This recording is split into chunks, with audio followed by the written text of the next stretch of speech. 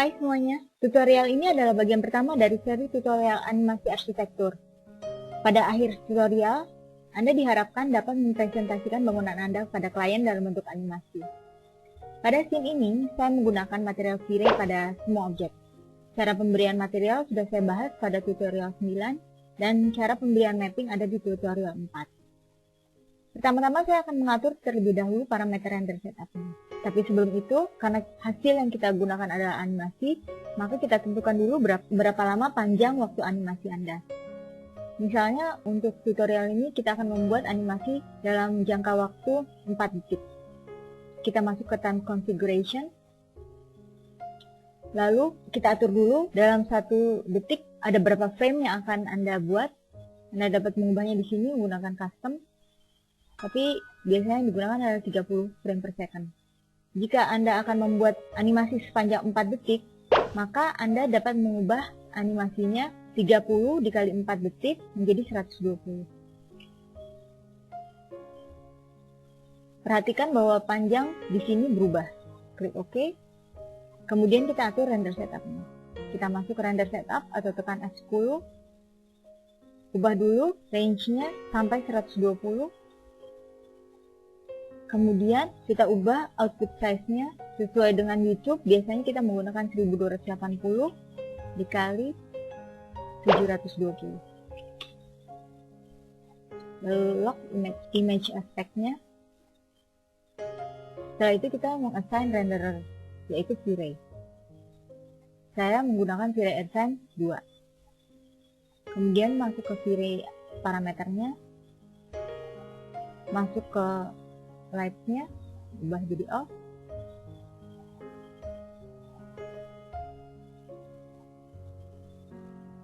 Ubah menjadi adaptive DMC. Saya menggunakan Mission Letter Valid. Environment-nya on. Color mapping-nya kita gunakan linear multiply. Linear multiply lebih cocok digunakan untuk scene luar bangunan karena dia lebih tajam daripada eksponensial hasilnya. Hilangkan effect background, lalu clamp output. Anda dapat menaikkan sedikit gamanya menjadi 1,2. Kemudian indirect illumination kita nyalakan. Nyalakan ambient-nya, ubah menjadi 5. Jika ini terlalu berat untuk komputer Anda dapat menghilangkannya. Kemudian secondary bounces-nya kita ubah menjadi light touch. Nilai irradiance map-nya kita ubah menjadi very low dengan subdivision 20. Show calculation phase. Light catch kita ubah menjadi 300. Settingnya kita ubah menjadi 0,02. Region sequence-nya kita ubah menjadi left to right. Oke. Berikutnya yang akan kita lakukan adalah memberikan kamera. Untuk di awal, saya akan memberikan skill kamera terlebih dahulu. Pada level berikutnya, kita akan menganimasikan kamera ini. Kita gunakan V-Ray kamera. Arahkan ke sini. Kemudian kita ubah tipenya menjadi movie kamera atau video kamera. Terserah Anda, saya lebih suka menggunakan video kamera. Kemudian kita ubah sedikit besar fokusnya menjadi sekitar 50. Dan 80 agar view-nya cukup lebar. Fokus number-nya biarkan. Kemudian vignette-nya hilangkan. White balance-nya kita gunakan neutral. Kemudian ubah film speed-nya menjadi 200. Jika terlalu terang untuk scene Anda dapat memperkecil film speed-nya. Tetapi apabila sebaliknya terlalu gelap, film speed-nya dapat Anda tambah. Yang lainnya dibiarkan seperti adanya. Sekarang kita atur ketinggian kameranya. Kurang lebih seperti ini.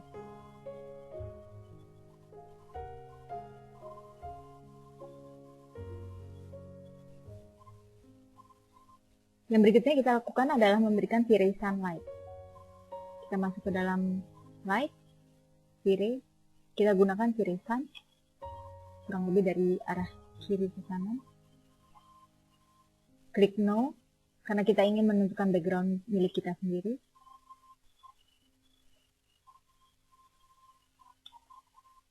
Lalu naikkan. Jangan terlalu jauh karena warnanya nanti akan berubah menjadi kekuning-kuningan. Kemudian kita atur nilainya. Buat ini menjadi invincible. Ubah ozonnya menjadi 1. Kemudian turbidity-nya menjadi 2. Multipliernya cukup 0,03. Size multipliernya 3. Yang lainnya dibiarkan seperti adanya. Kita hide dulu layer yang akan memberatkan.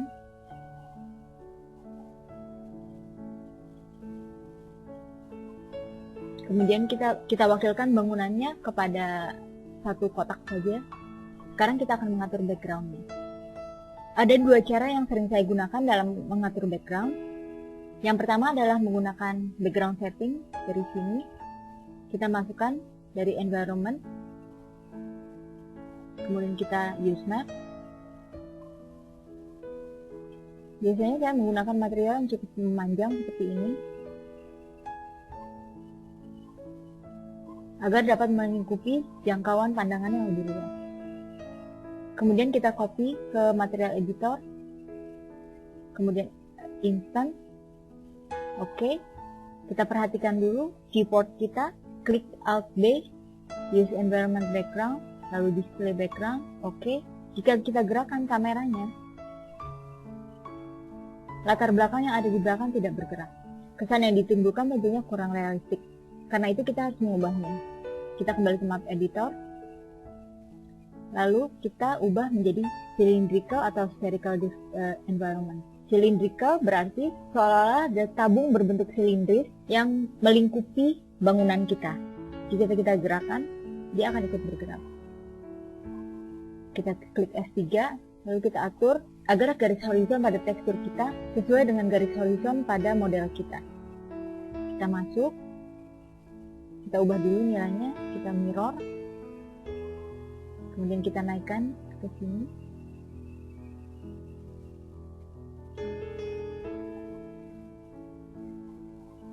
Perhatikan saat kita gerakan, pohon-pohonnya itu bergerak. Kita lihat pertemuan di antara itu masih kurang baik. Kita masuk ke dalam pivot. Kita atur sedikit bagian yang dipotong. Gunakan pohon yang kecil saja.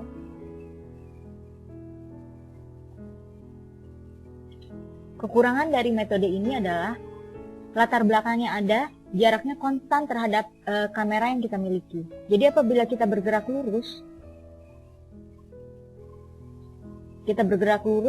misalnya ke arah pepohonan ini, maka besar pohonnya tidak berubah. Padahal dalam kenyataannya saat bergerak lurus harusnya pohonnya bertambah besar. Kelebihannya menggunakan cara ini adalah kita tidak perlu mengkhawatirkan cahaya di sekelilingnya karena tidak akan mempengaruhi scene yang kita miliki. Cara berikutnya yang dapat kita lakukan adalah dengan membuat silinder, atau kita dapat membuat sphere untuk menggantikan vertical environment, atau dengan membuat silinder. Seperti tadi, saya juga akan memilih menggunakan silinder agar perpohonan yang ada di teksturnya tetap berdiri lurus. Kekurangan menggunakan silinder atau spherical adalah kita harus berhati-hati agar, terutama sinar mataharinya, agar tidak menimbulkan bayangan pada backgroundnya. Pertama-tama kita convert dulu menjadi editable poly. Lalu kita hilangkan.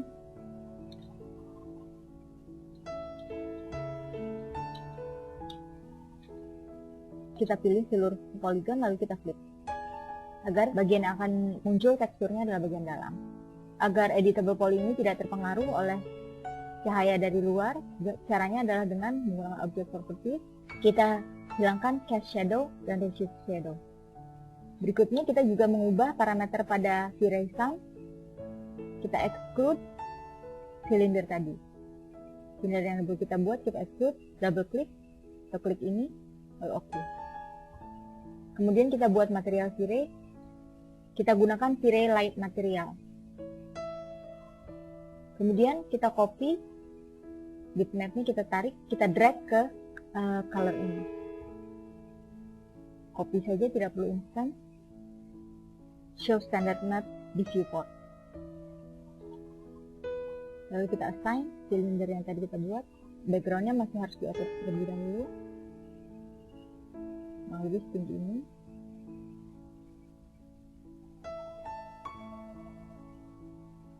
Perhatikan bahwa setelah kita mengubah di sini, yang ada di belakang tetap tidak terpengaruh. Ini karena mappingnya masih berupa scene environment. Kita harus mengubahnya kembali menjadi tekstur. Kemudian kita berikan mapping pada editable polynya. Kita gunakan yang berbentuk cylindrical. Fit. Sekarang kita lihat dari depan. Kita gerakan offsetnya agar sesuai. Yang harus kita perhatikan dalam membuat jika kita menggunakan cylindrical adalah kamera kita jangan sampai terlalu mendongak ke atas. Stylenya bisa kita atur agar lebih besar sedikit. Jadi kita naikkan lagi. Kemudian jika dirasa terlalu lebar, dapat kita kecilkan sedikit, tambah lagi stylenya.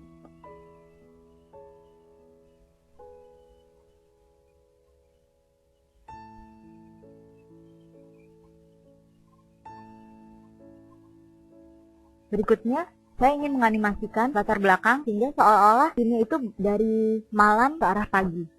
Kita ubah dulu highlight materialnya. Kita ubah menjadi color correction. Klik bitmap, pilih color correction, keep alt map as dark map. Berikutnya, kita klik auto key. Lalu kita gerakan ini. Brightness-nya kita kurangi, kita ubah dulu menjadi kotak ke besar. Brightness-nya kita kurangi seolah dia malam. Color-nya kita ubah menjadi kemerahan.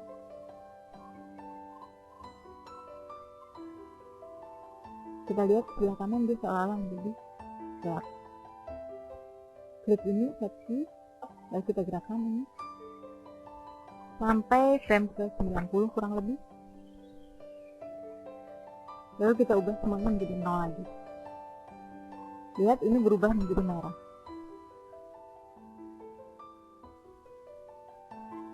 Ini juga 0. Dia berubah menjadi ini yang tadi kita buat. Kemudian kita naik dan kita ubah juga ini menjadi 2. Sekarang kita turun, hilangkan auto-key-nya. Kita gerakan. Perhatikan bahwa angka ini juga berubah. Karena untuk merender diperlukan waktu yang cukup lama, maka kita dapat menggunakan render preview, yaitu dengan cara klik tool, lalu grab viewport, kemudian create animated fitting file. Kita gunakan active time statement, nyalakan semuanya agar dalam preview terlihat semuanya. Kameranya tidak bisa. Kemudian outputnya kita tentukan dan menggunakan Cinepak codec by radius. Oke. Lalu kita create dan seperti ini hasilnya.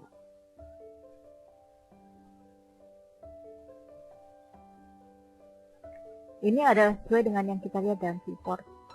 Jika sudah sesuai dengan keinginan Anda, kita dapat meng-unhide sisanya dan mulai merender.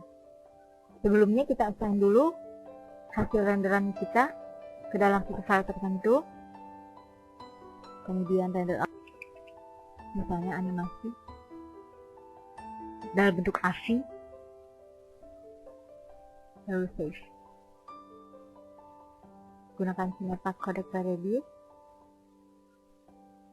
Oke. Lalu mulai merender.